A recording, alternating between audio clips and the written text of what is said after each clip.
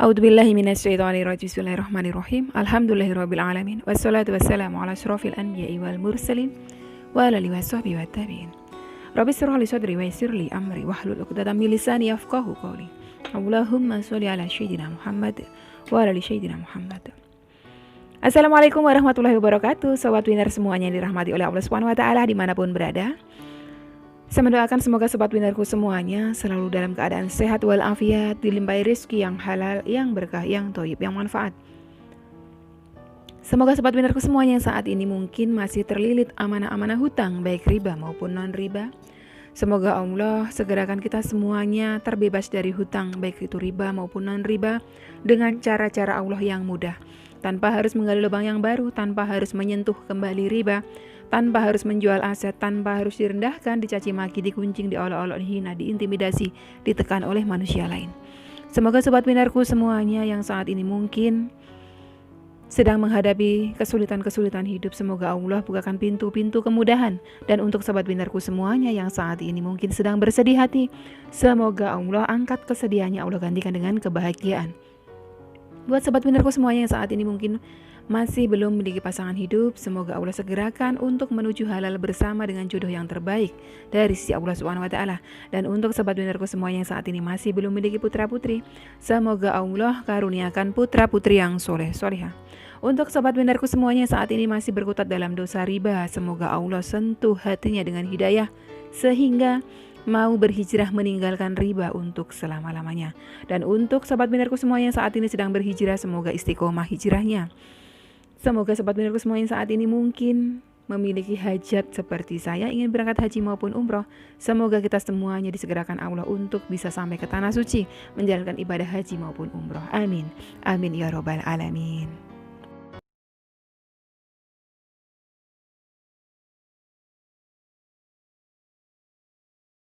Masya Allah, tabarakallah, alhamdulillah. Puji syukur kehadirat Allah SWT yang senantiasa mencurahkan kasih sayangnya untuk kita semuanya, sehingga kita bisa berkumpul kembali di channel kesayangan kita bersama Chef Ganzo. Sobat winnerku semuanya, alhamdulillah sekali. Di kesempatan hari ini saya akan membawakan beberapa pertanyaan, akan menjawabnya juga ya. Jadi kita berada di sesi Q&A yang sudah lama sekali saya tidak membuat video Q&A. Hari ini banyak sekali pertanyaan dari sahabat kita Sobat Winner yang insya Allah kita akan jawab bersama-sama. Yang pertama dari akunnya namanya Yu. Assalamualaikum warahmatullahi wabarakatuh. Umi, waalaikumsalam warahmatullahi wabarakatuh. Kenapa kalau baca sholawat atau zikir setiap hari tenggorokan terasa sakit, tapi ketika dipakai menyanyi selalu enak-enak saja? Masya Allah. Kadang hal tersebut yang bikin saya berhenti sholawat yang diulang-ulang atau zikir yang lainnya. Oh iya, waktu baca Al-Quran pun begitu juga Umi. Kenapa ya Umi? Apa penyebabnya? Sebetulnya pertanyaan ini sama. Pertanyaan ini pernah saya jawab di video sebelumnya di sesi Q&A juga ya. Pertanyaannya ada yang seperti ini ya. Kenapa saya kalau baca sholawat, baca Al-Quran, kepala sakit, pengen muntah, ngantuk, dan sebagainya itu.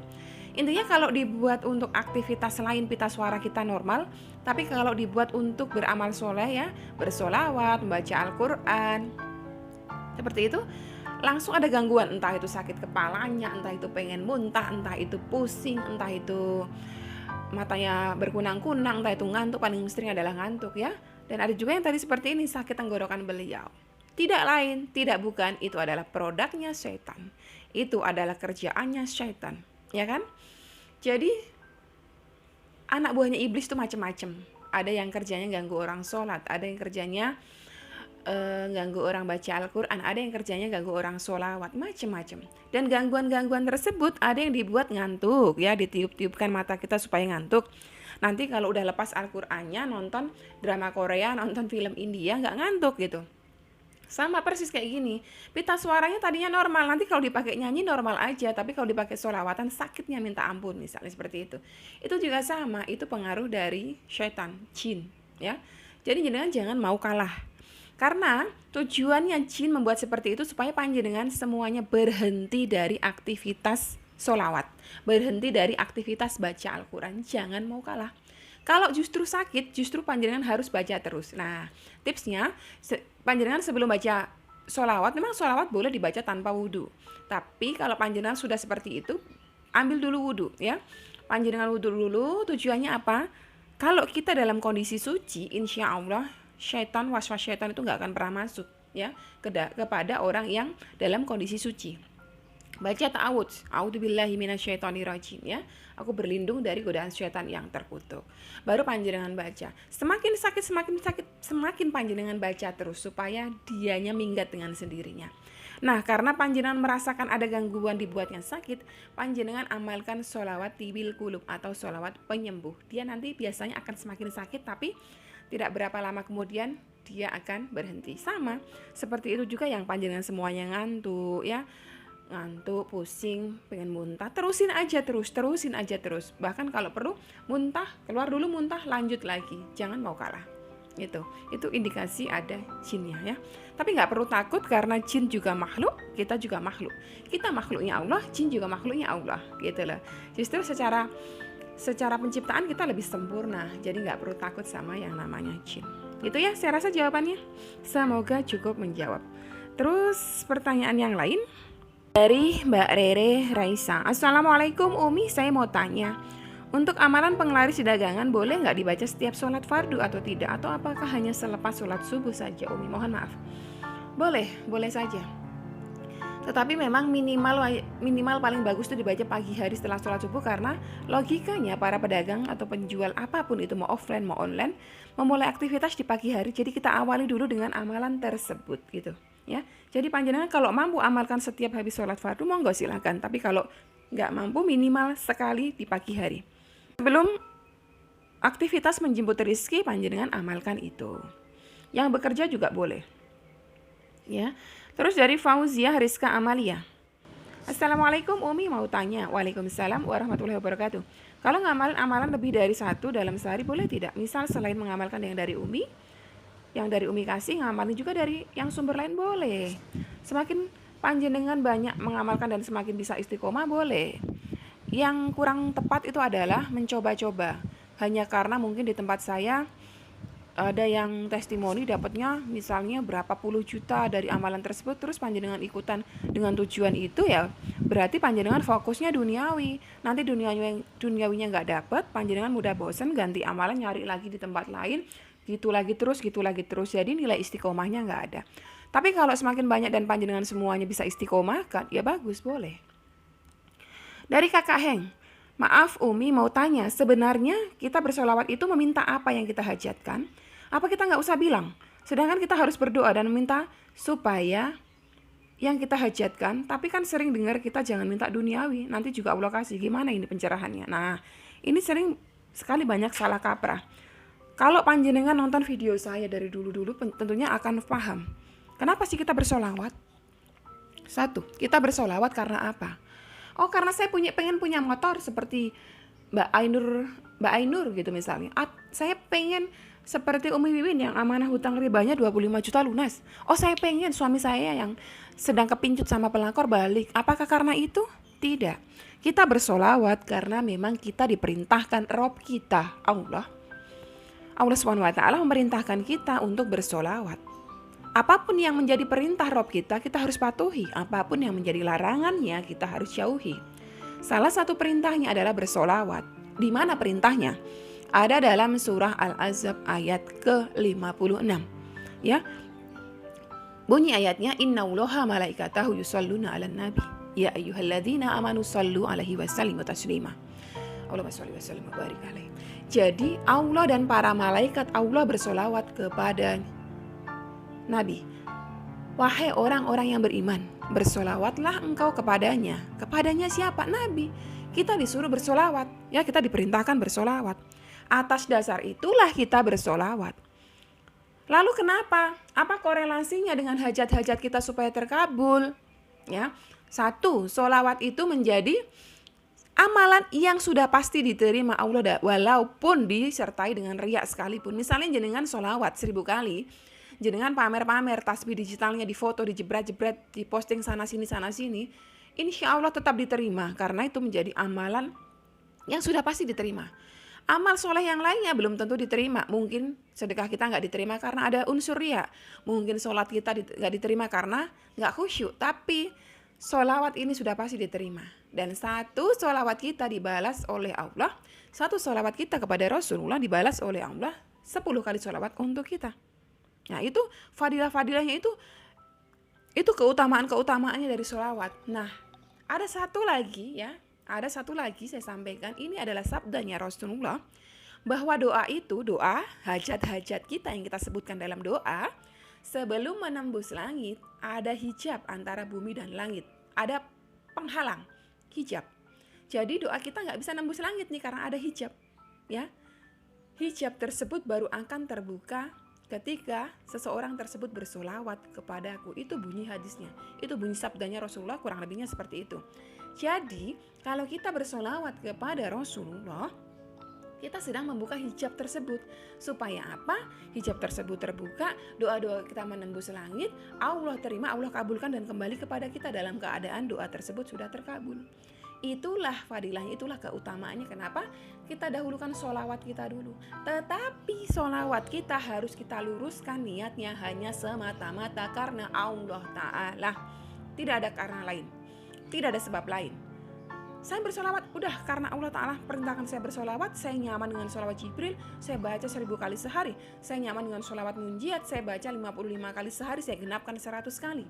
Setelah itu saya bermunajat kepada Allah, saya minta kepada Allah sebanyak-banyaknya hajat saya, dan saya mintanya dengan sungguh-sungguh tanpa ragu sedikit pun. Udah sholawatnya udah gak usah diingat-ingat dengan hajatnya terpisah lagi. Berdoa minta kepada Allah memang tidak dilarang. Mintalah kepadaku, niscaya aku akan kabulkan. Itu bunyi firman-Nya Allah. Kalau Allah sudah sampaikan niscaya aku akan kabulkan, pasti kabulkan. Tergantung hati kita. Hati kita percaya, yakin 100% apa enggak gitu loh. Rasulullah bersabda lagi ya, Allah mengabulkan doa semua hambanya yang sungguh-sungguh. Tetapi Allah tidak pernah mengabulkan doa dari hati yang lalai. Jadi panjenengan ketika minta kepada Allah, jangan setengah-setengah, jangan yakin gak yakin gitu loh. Kasih syukur gak kasih, udah jangan seperti itu. Mintanya sungguh-sungguh, udah yakin aja Allah pasti kasih. Tapi kok gak kasih-kasih juga, udah gak usah dihitungin. Panjenengan minta saja terus dengan sungguh-sungguh, gak perlu hitungin. Saya sudah minta 1 tahun, gak ada urusan mau minta 1 tahun, 2 tahun. Kalau Allah belum mau kabulkan, itu hak mutlaknya Allah. Yang penting kita yakin saja, pasti suatu saat di waktu yang tepat menurut Allah buat saya, pasti saya dikasih. Udah itu aja intinya. Dan sholawatnya pun harus ikhlas karena Allah Ta'ala. Satu lagi menutup sesi Q&A kali ini, pertanyaan dari Mbak Rina Indriani. Assalamualaikum warahmatullahi wabarakatuh. Waalaikumsalam warahmatullahi wabarakatuh. Umi, maaf saya kan penjahit. Lah yang jahit itu pegawai bank. Terus gimana Umi? Apakah itu termasuk uangnya riba Umi? Gimana ya Umi, padahal selama ini sering dijahitin orang tersebut. Gimana jalan keluarnya ya Umi? Mohon maaf Umi, makasih atas semuanya. Walaupun masih baru ngikutin channel Umi, tapi senang Umi mendengarkannya. Setiap hari selalu Umi makasih. Moga hajat Umi disegerakan sama Allah Ta'ala. Amin ya Rabbal Alamin. Buat Mbak Rina, oke. Saya menjual, misalnya saya buka satu toko kelontong atau saya punya supermarket. Nah, amin ya Rabbal Alamin. Ya kan? Gak usah nanggung-nanggung kalau menghayal ya. Jadi insya Allah misalnya saya punya satu supermarket. Supermarket saya buka di wilayah saya di Kota Rembang. Yang datang setiap harinya ada 1000 pelanggan belanja. Apakah saya tahu pelanggan tersebut sumber uangnya dari mana? Gak tahu. Apakah hasil dari jualan saya halal? Halal. Karena saya menjual barang-barang halal. Saya tidak menjual daging babi. Saya tidak menjual khamar. Yang saya jual barang-barang halal. Saya ngambil keuntungannya halal. Ya, saya jual dengan akad jual beli yang dibenarkan dalam syariat Islam, halal. Jadi yang saya hasilkan halal. Karena apa? Yang saya jual halal, barang halal. Itu. Perkara orang-orang datang kepada saya 1000 orang tadi, ada yang profesinya pegawai bank, ya kan? Ada yang profesinya mohon maaf sekali, mohon maaf, wanita tunasusila mungkin. Ada yang profesinya rentenir ya kan? Itu semua apa? Haram kan? Haram, yang profesinya mereka semua haram, gitu kan? Tetapi karena yang saya jual adalah barang halal, saya hasilnya halal. Panjenengan juga sama. Panjenengan menjual jasa jahit halal. Perkara dia dapat uangnya dari mana itu urusan dia, tapi urusan panjenengan menjual jasa, menjual barang halal, gitu loh. Kita tidak bisa membatasi saya menjual jasa jahit khusus untuk yang sumber uangnya halal-halal saja gitu. Kita emang mau nanyain uangnya dari mana, hasil korupsi atau bukan? Ibu uangnya dari mana? Dari pegawai bank apa bukan? Ibu uangnya dari mana? Dari rentenir atau bukan? Tidak mungkin seperti itu. Ya. Jadi panjenengan hasilnya halal. Nah, yang haram itu yang seperti apa? Yang haram itu yang seperti gini. Misalnya panjenengan membuat satu hotel. Hotel itu hotel konvensional, bukan syariah. Masuk di situ semua orang, ada yang suami istri masuk, ada yang hubungan terlarang masuk. Nah, itu haram gitu karena nggak jelas. Sementara panjenengan tahu bahwa yang masuk ke sini macam-macam, ada yang orang masih pacaran, ada orang yang udah nikah, ada orang yang macam-macam gitu. Tapi kalau panjenengan menjual, oh saya batasin ini syar'i saja, khusus yang suami istri, nah itu halal. Jadi kita nggak tahu sumber uangnya mereka dari mana gitu. Kecuali panjenengan berteman sama beliau. Beliau sumber mata pencahariannya cuma dari pegawai bank tadi itu. Beliau tiba-tiba ditraktir, gratis ditraktir. Tiba-tiba dibawain makanan. Nah, jenengan makan itu haram gitu. Karena apa? Itu dari hasil yang haram. Karena panjenengan nggak menjual jasa apapun gitu loh. Panjenengan dikasih cuma-cuma dari dia. Tapi karena panjenengan tadi menjahit, jasa jahit panjenengan halalan thayyiban, jadi panjenengan mendapatkan dari hasil halal tersebut. Kecuali jenengan menjahitkan baju-baju seksi yang membuka aurat. Panjenengan tahu disuruh buat baju yang di atas pusar, ya kan? Di atas lutut. Nah, panjenengan mau iyain aja. Yang akan kalau dipakai sama orangnya akan menunjukkan aurat. Nah, berarti jenengan sedang bermuamalah, sedang mendukung kegiatan membuka aurat tadi itu, jenengan dosa gitu. Jadi harus dipilah-pilah, harus hati-hati. Nah, kalau beliaunya yang pegawai bank, kenapa? Karena beliaunya bermuamalah di dalam riba gitu loh. Udah tahu itu riba, kok dia bermuamalah. Dua saksinya, pencatatnya, pemberi makan ribanya, yang makan ribanya, semua dihukumi sama, dihukumi dosa riba. Ini sabdanya Rasulullah gitu. Tapi kan panjenengan nggak bermuamalah di situ, jenengan jual jasa halalnya tadi menjahit ya. Jadi semoga paham ya. Oke, sobat pintarku semuanya, sampai di sini dulu video kali ini. Semoga bermanfaat buat panjenengan semuanya. Jika ada pertanyaan lagi silakan disampaikan di kolom komentar. Insya Allah jika terlintas oleh pandangan mata saya akan jawab. Sekian dulu, wassalamualaikum warahmatullahi wabarakatuh.